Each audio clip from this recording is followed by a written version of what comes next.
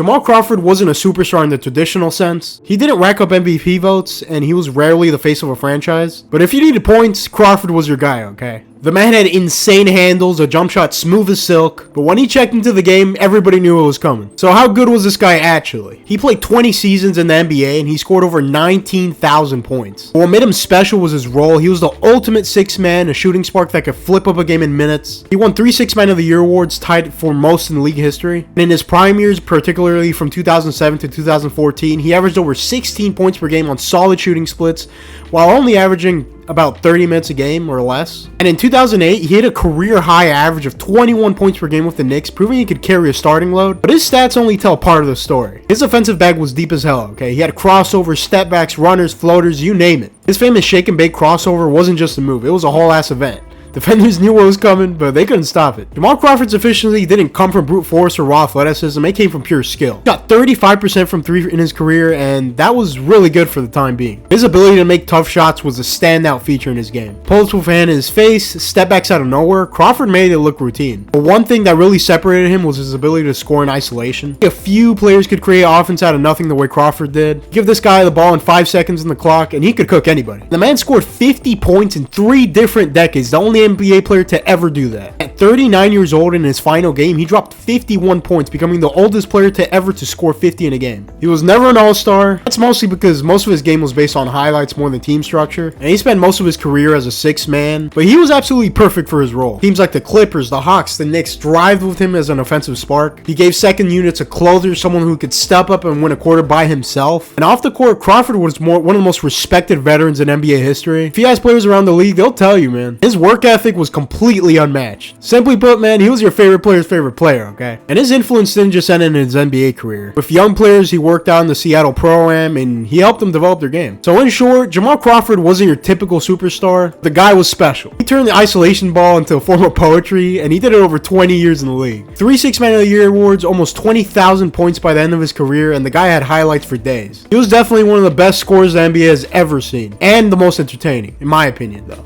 Thank you guys so much for watching. Hope you guys like and subscribe, and just tune in for more, man. I'm gonna be pumping these out almost every week, and yeah, hope you guys enjoyed. Peace.